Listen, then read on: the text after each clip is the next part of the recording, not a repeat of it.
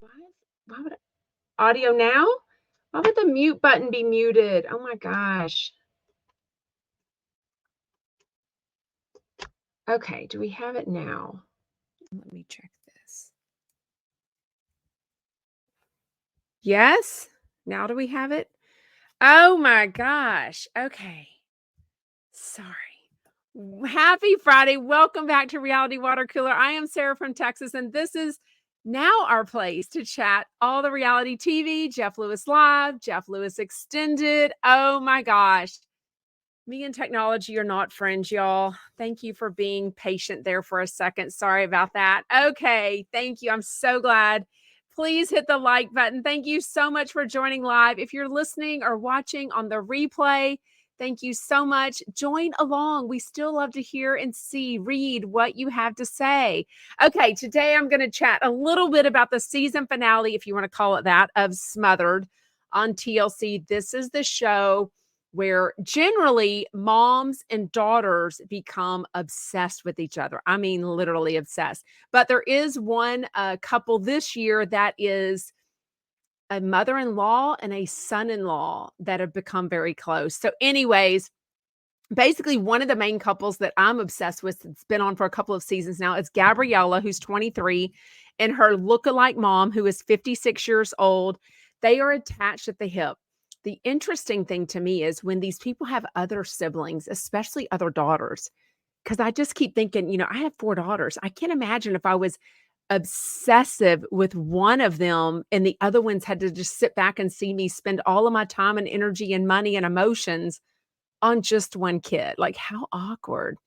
Anyways, Gabriella and her mom, Catherine, have these goals. They've even got boards, vision boards with each other stuff, but they update us at the very end. Gabrielle decides, or Gabrielle, they keep calling her both Gabby. She decides she wants to move to New York City from Connecticut with one of her sisters. And then at the very end, they update us and she chickened out and she's living at home with her mom, planning for the next Connecticut pageant, just like her mom would want her to do. So anyways, Trevor and his mother-in-law, India, were living together with his wife and 3 kids, I think. And they had this big blowout where he took her to dinner and basically said, look, it's not making my wife happy, who is your daughter. Yeah, they don't get along. For you to live here. And so you need to move out. They hash it out. They do an update at the very end where Trevor comes over to his mother-in-law's apartment and they are hanging out just like old friends. A Houston couple, shout out Houston. This guy, Scott, proposes finally, and he has his mother-in-law at the proposal. So that was very sweet. I could not understand, though. He said, I knew it was going to make the mother-in-law unhappy for them to be living together in sin before they were married, but the proposal would make her happy. But then they said something like they're not getting any younger, so they're going to try to have a kid. I couldn't tell if that meant she was pregnant already or the fact that they're just trying to have a baby. Who knows? Anyways, they did an update on that one. This other couple, Brittany, who's been on since season 1, but her and her mom have had a major glow up due to plastic surgery, obviously. Brittany has been hiding from her mom that she's been actually engaged to her boyfriend, TJ, for quite a while. So, of course, he has a blow up. It seemed a little staged for the cameras. Like, I'm just thinking some of these people kind of know reality TV and know what to say or do, And, but at the end, he moves in for like 2 weeks and then he moves out. So anyways, yeah, somebody says they like Scott. He seems very sweet, right? Very normal, very sweet, very understanding of this very close mother-daughter relationship. So I hope he's up for it because it sounds like they're going to get married and be in it for a long time. Yes, Christina says the mother-in-law needs her own man.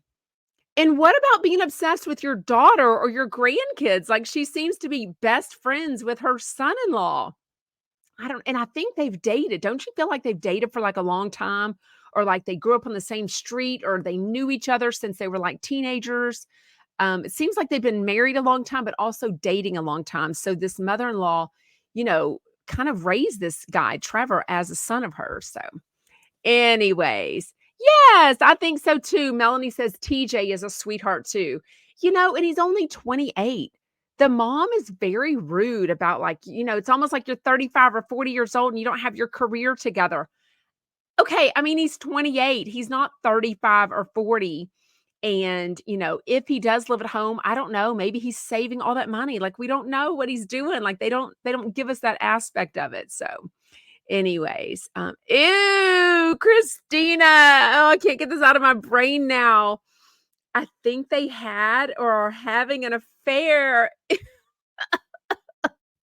I don't want to think about that mainly because his wife just had their third kid and she had like really some medical issues afterwards, like high blood pressure, all sorts of things where she really needed her stress to go down. I feel like that's why Trevor suggested India get her own place and move out. Also, I mean, I don't know how big the house is, but at some point you need 3 adults gets a little bit right. Yes, they are definitely too chummy, somebody says. Melanie says Mary needs to calm down and let them have a life. Hopefully, because we know Melanie, right? Mary is a widow because the husband that she showed on the last. Also, where does their money come from? Like it doesn't, I mean, they did talk about that Brittany has a college degree. They don't show anything about her working or not. We just don't know either way if she has a career or not. They don't show anything about Mary working or not. So we don't know where their money comes from, but she is going to finally join a dating app for millionaires or something like that, right? Oh my gosh. Okay, spoiler alert. If you haven't yet watched Traitors episode 8, it is on Thursday nights on the Peacock app. I don't think it comes on free the next day. You know how sometimes they'll put things on an app and then the next day it's available on Bravo for like free or Bravo TV. But if it is, let us know in comments. But spoiler alert, because somebody does get banished. Anyways, and we'll chat about it. Okay, so this episode is episode 8. It's called Knives at Dawn. So creepy. And we will talk about it. If you are an old school, even if you're not a Big Brother fan, you've probably heard of Dr. Will. He makes an appearance and he was so freaking good. But I thought his skin, for being a famous dermatologist, I don't know, it was either makeup or his skin. Maybe it was so boyish looking, and I know he's probably gotta be at least 45 or 50 years. How old is Dr. Will? We should look this up. Dr. Will. You think he's one of these that lies about his age? Dr. Will age. Big Brother. Of course, it comes up Big Brother, of course. 51. 51 years old. January 2nd. He just had a birthday, 1973. Okay. Anyways, we'll chat about that. Okay, so it opens up with Phaedra talking about Peter. And she says, I mean, if you're gonna be a Sherlock Holmes, be a nice Sherlock Holmes. Don't be a dick. Oh my God. Like if that isn't on a sweatshirt or a hoodie by now, like I don't even care about anybody's merch other than that for sure. So Bergie is the one that gets murdered. So Poverty and Phaedra are the two traitors. So they get to make the decisions alone now. And then Trishelle is really coming at Phaedra hard, like talking about this twitch in her eye. Now, has anyone ever seen or heard anyone talk about this twitch that Phaedra might have? So I thought people get twitches in their eye when they get tired. Like I've had maybe 3 times where my eye has twitched like oddly, and I was like, "Oh, this is weird." I thought that was because people get tired. I didn't know it was because any kind of whatever. She is an attorney and she's a Real Housewives of Atlanta and she's a Married to Medicine reality star. I'm pretty sure if she knows how to control a twitch, if it's a nervous twitch, she would be doing it. Anyways, speaking of somebody that sort of has a physical twitch, Poverty is coming out. Like everyone is figuring her out. Peter's trying to figure her out. She goes to him and says, look, we need to have a truce. She gets all emotional, basically saying, look, I trusted the wrong people. Dan offered me, trust and friendship, and he would protect me, and I trusted the wrong person. She didn't cry with him, but later she cries with John, and it doesn't end up working. So let's chat about the creepy cabin. They show this cabin. I watched Traitors this morning. So barely I saw a little bit of it. People on social media are doing a really good job. They know we're all into the Traitors. They're doing a really good job of not spoiling things, right? Like the big things. But I had seen something about bugs. So I didn't know if they did a contest to win more money towards their big prize, like they did, or if they accidentally saw bugs in this, house, whatever. So now we know they poured. It looked like, what's that show? The show that is all about bugs and they eat bugs, all that shit. Anyways, but they're pouring like maggots and roaches and oh God, it was so gross. But I didn't expect 4 people to leave. MJ was the first one out. As soon as she saw the bugs, I'm like, I'm freaking out. So if they left, they got $1,000 deducted. They had this haggis or something. What does that even mean? They had some term that they could yell out the word, a safe word, basically. MJ's the first word to be like, I'm out. I'm done. I can't do bugs. Kate Chastain ends up leaving. Phaedra ends up leaving. And Cherie ends up leaving. So they all get $1,000 deducted from this money. But it was an escape room. It seemed almost impossible. They ended up getting $15,000, but $11,000 total is what they got towards the pot because the 4 ladies that left. So I don't know. Would you have left? Would you have stayed? If you sign up so I only watched the first few of the episodes of season 1. Remember, I wanted to watch Brandi Glanville, but then I don't know what happened. Probably Vanderpump season 10 started. I don't know what distracted me, but something distracted me and I never found time for season 1. But Poverty goes to John, who, I don't know, he's probably like the grandfather figure, right? The father figure of people there. He's the one that's in the not a senator or whatever it's called in England, whatever that is. He's something over there in the government. But she comes to him, literally starts crying and says, basically for the past 2 years, I've been going through a lot and I end up putting like up a brick wall. And I thought he was going for it, but he actually didn't. So, anyway, she again blames Dan for blames. Yeah, she kind of blamed Dan, right?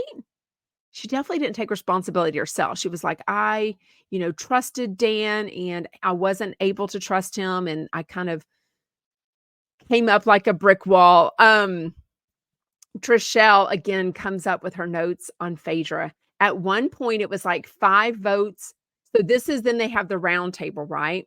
So then everyone has to go around and not only say who they're voting for, but they're kind of, at this point, you kind of got to give a reason, right? You can't just wuss out, So at one point it was like 5 votes Poverty and 4 votes Phaedra, but we still had a couple votes left. So anyways, Poverty ends up being banished. It admits that she was a traitor. So that was a good thing. I think people definitely still think that Phaedra is another one of the traitors. So at this point, they figured out all 3 of them. So it gets to the very end and Phaedra gets to recruit either somebody to be a traitor along with her or they're going to get murdered. So she picks Kate Chastain. And of course, the show freaking ends. So we have to wait a whole other week. So y'all tell me in comments, especially if you watched season 1 of The Traitors. Like, how far did Kate Chastain go? Who won season 1? I don't even know who won. Ooh, I didn't know that. Haggis is a sheep intestine that is eaten? Oh, Christina, I did not know this. Oh my God. Wait, it's food. Yeah, that's what y'all are saying. Haggis is food, traditional Scottish, made from a sheepskin stomach. And is it offal? Awful? Offal, Sarah says. Ooh, I went. Wait, blood pudding. Ew. Is this good? Does anyone taste this? Has anyone had this before? Texas 123 says Phaedra definitely has a twitch. Okay, when have you noticed this? On The Traitors, or did you notice it on Real Housewives of Atlanta? Oh my gosh. Okay. Sarah says, we eat haggis with neeps and tatties, which is turnips and potatoes. Isn't a turnip very similar to a potato? like the texture and even harder maybe? I don't know. Okay, interesting. Christina says, "I hope the Bravo people save her." Did everyone notice that all the Bravo people voted for poverty? They did not vote to banish Phaedra. I think even if they know she or feel strongly that she's a traitor, that I think the Bravo people are sticking together, right? Sheree is still there. MJ is still there. Kate Chastain came back. And Phaedra. Is that it? So really the Bravo people are sticking to it for sure. Are sticking to it. Oh my gosh. Okay, let's get into today's Jeff Lewis Live, Lea Black in Dallas. We still don't really know. So I told y'all a while back, I commented or something underneath Lea Black's you know, Instagram post that she's always promoting her products and stuff, obviously her skincare. And I said something like, "I wonder why y'all go to Dallas." And she actually answered and just said, uh, "We're just friends. Like we just go to see each other." I forget exactly what she said, but I, that quick of a trip, people have guessed so many times that they're there to do work. Maybe he's doing a job for her, but the turnaround is so quick and they always seem to go to dinner. They clearly went to dinner last night. I forget which restaurant they said, but it seems like they changed it up. It didn't seem like it was the one they normally go to.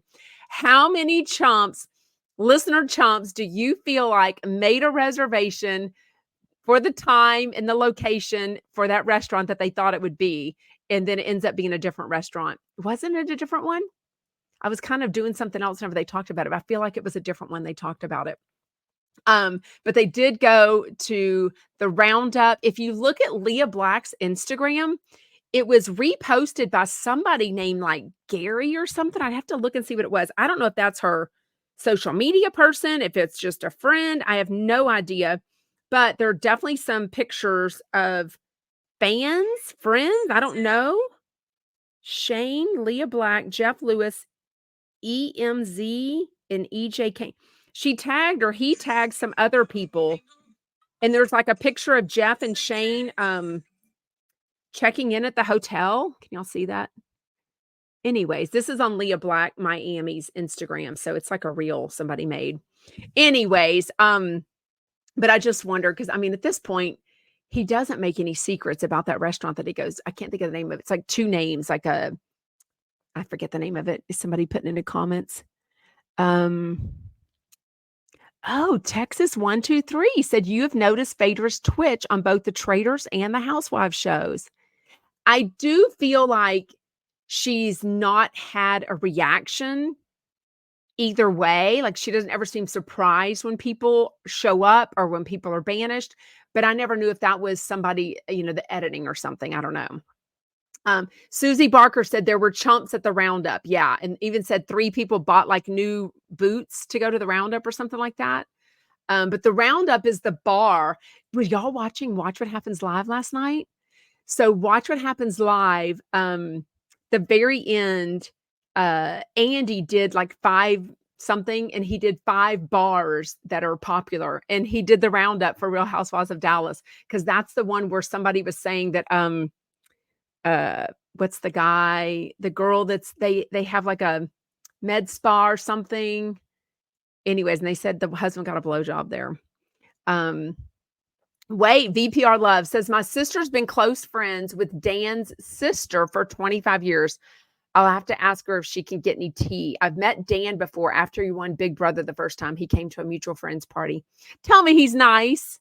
Isn't he the one that came out of reality TV retirement, they said, right? Like they came to him to do this, and he was very nice. Oh, that's good to know. Okay. Anyway, I guess we can't say Asperger's syndrome. I guess that's not even, I've even heard this before the term neurodivergent was started to being used. I don't even think people are diagnosing it with that anymore. I don't know if that's a term that's not used anymore, but Jeff's guy that I guess he's on an airplane to now to go in Chicago, Dr. James, as he's calling him, the chiropractor guy, says to him last night, maybe you have Asperger's syndrome. And he lists kind of all the symptoms of it. And I was like, oh God, well, that's probably everybody. The only thing that didn't make sense to me was it said that Jeff has trouble in social circles. I mean, Jeff seems like he could talk to a wall. He seems like he's very charismatic, very easy to talk to. Clearly at the dinner, it was only 5 of us, and he sat there and talked the whole 3.5 hours without having an issue. I mean, clearly, Melanie and Scott were talking too, and Shane a little bit, and me a little bit, but he was very easy to lead a conversation and be involved in a conversation. It didn't seem socially awkward to me at all. And as many people as he meets, and as charismatic as he is, I don't see that part of it. The only part I could see, which I absolutely do, I can absolutely hyper focus on things.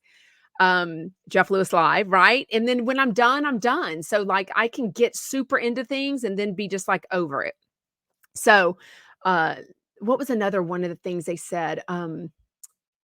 Beating a dead horse is a term that they've always used about Jeff. Like he'll go on and on and on about things.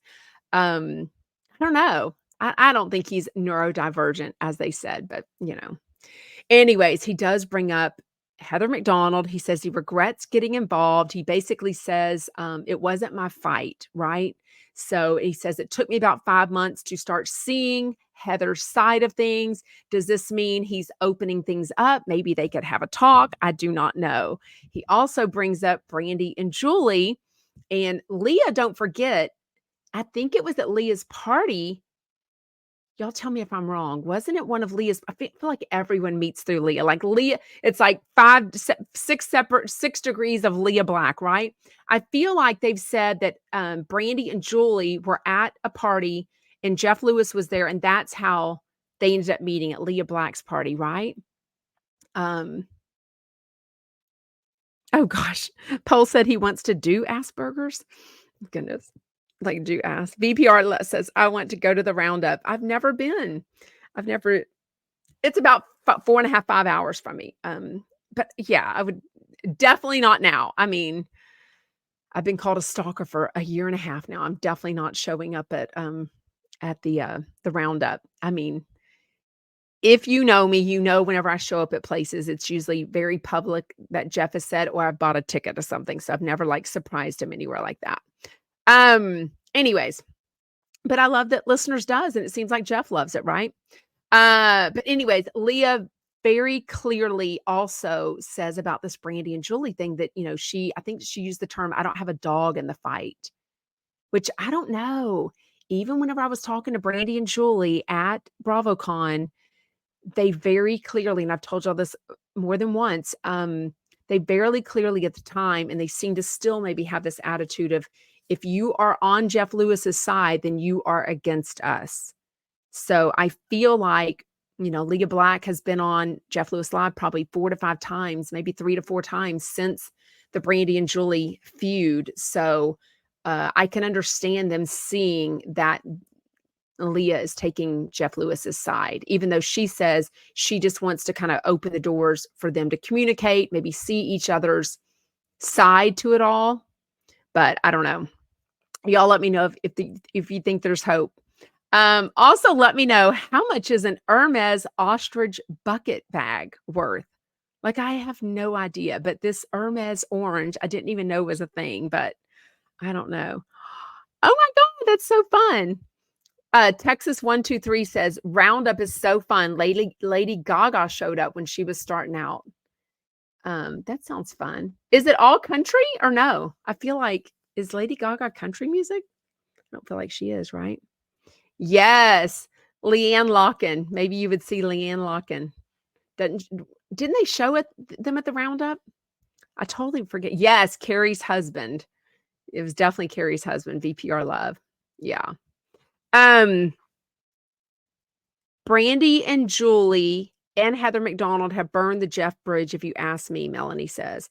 I say never say never. I don't know. But then again, I thought the day after Valentine's yesterday, when Jeff ever so quickly and subtly mentioned that he thought Stu gave him some mystery Valentine's flowers, and then he answered the question today when this caller called in. So I don't know. I can never figure Jeff Lewis out, right? So the stay-at-home mom called or was at the either the Roundup or the restaurant somewhere last night, and this was kind of relatable. Um, but she said it was the first time she'd been out in 15 months since having her baby, but she had to get everything done. Like, I feel like that's not even part that's like having a baby, not that the husband's the babysitter, but to me, part of having a babysitter is, them feeding the kids dinner, them cleaning it up, them putting the kids to bed, reading the book. That's all part of the date night out, right? So if you have to do everything to get the baby asleep before you go out, as you're trying to get ready for the first time to go out with friends in 15 months, and then the husband has the gall to be like, "I got this. Like, I'm gonna be just fine listening to the baby monitor." Like, I don't know.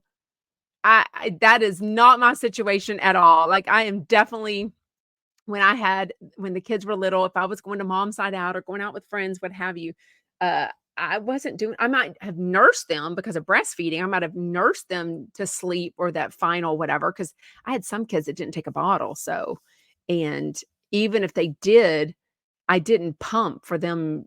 I would just nurse them just to you know, get the boobs ready to go out, right? You can't go out with all puffy boobs. Anyways, BPR loves. I don't think it was Stu. He seems to be wanting to distance himself from all things Jeff. Yeah, I I don't know what to believe. I can't imagine. Who knows? And it seems like whoever is involved in this podcast, anyone, okay. Hmm. I don't even know who it was. I don't even know who it was. Y'all have all sent me your ideas. I don't know who it was that had, if he even had, this person had Stu on a podcast, and then they felt like 30 minutes. That's a long time to drag someone. Um, and then that person goes and tells a mutual friend.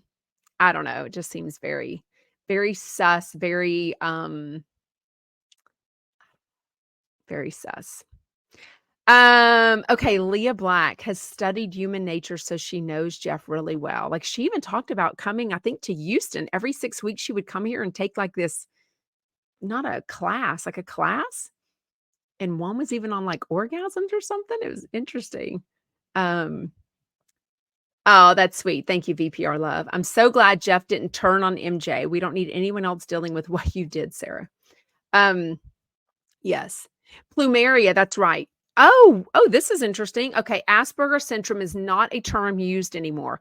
Asperger was a Nazi sympathizer that did horrible things to children, so everyone is considered to have Asperger ASD.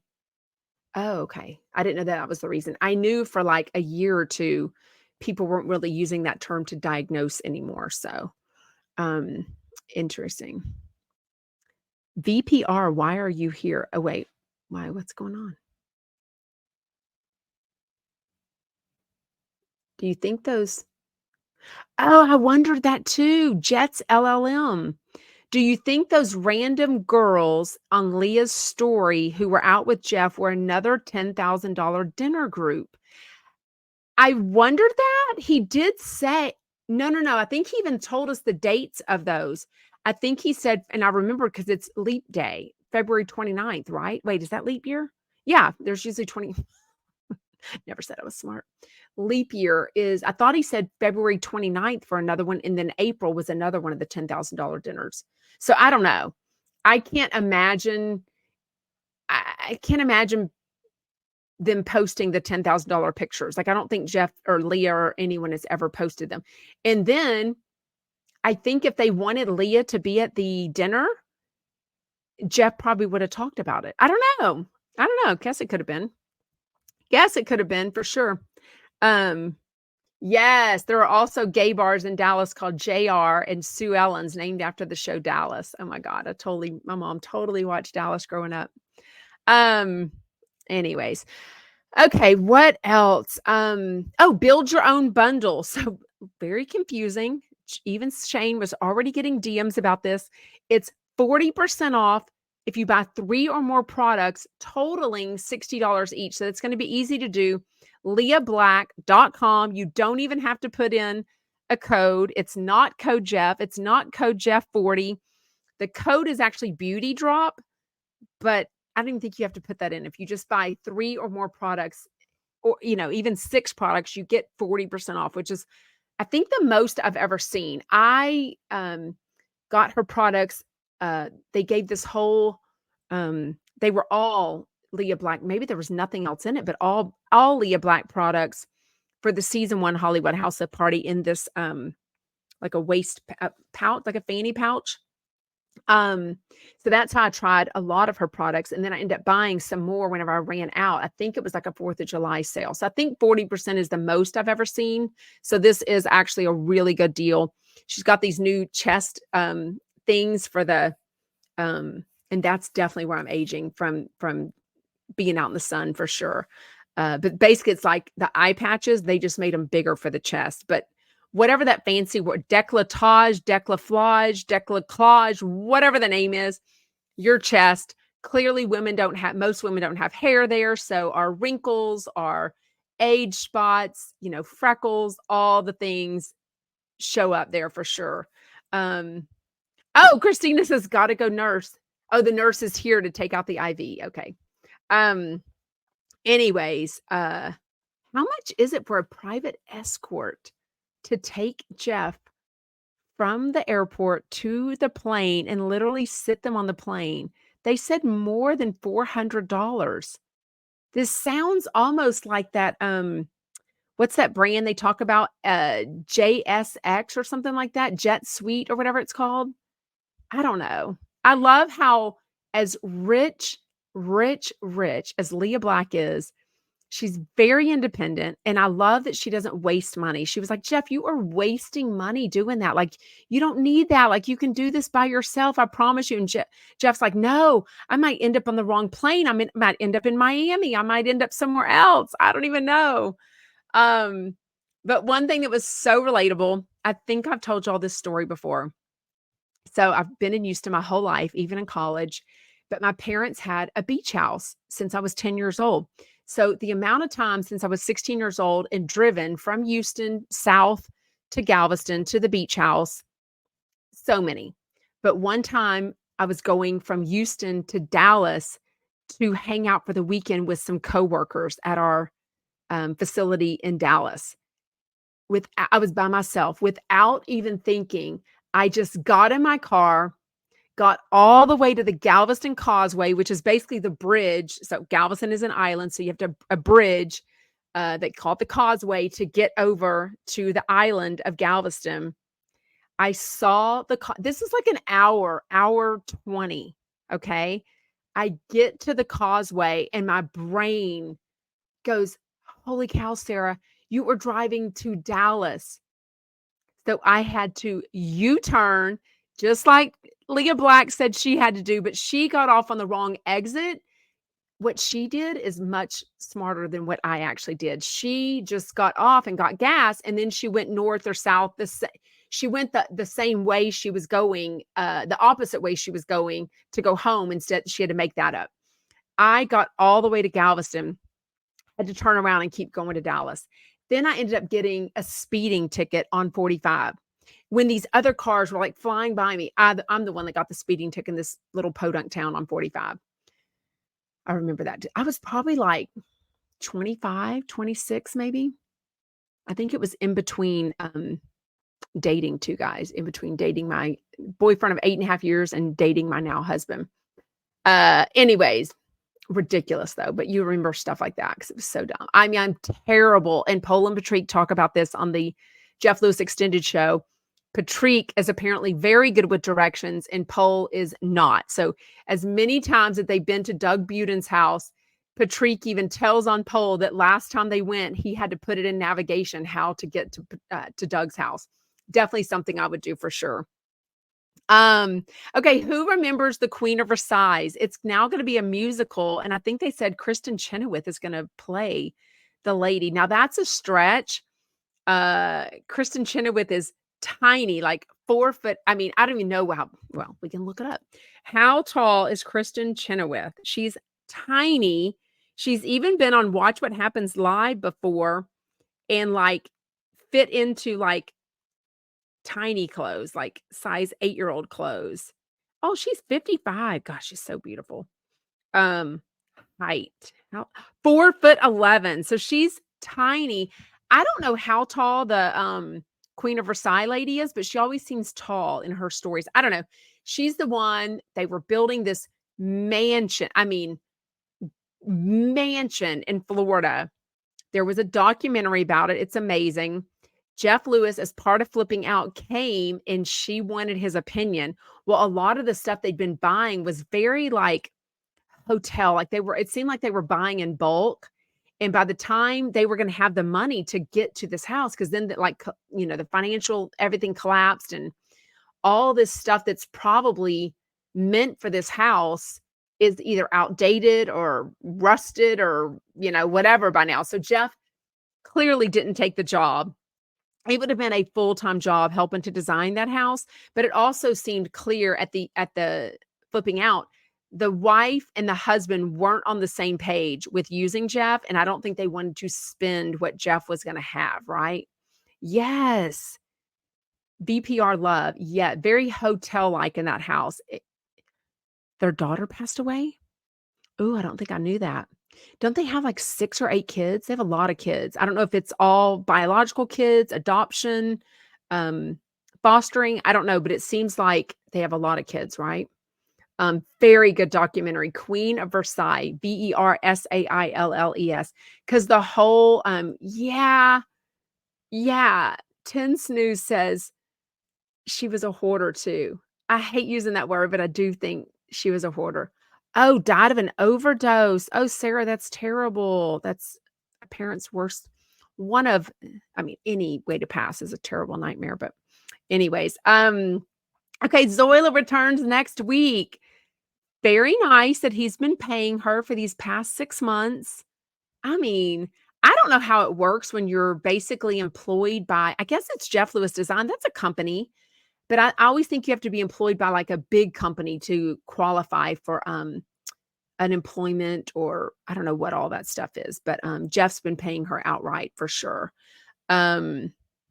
Anyways, they are off Monday.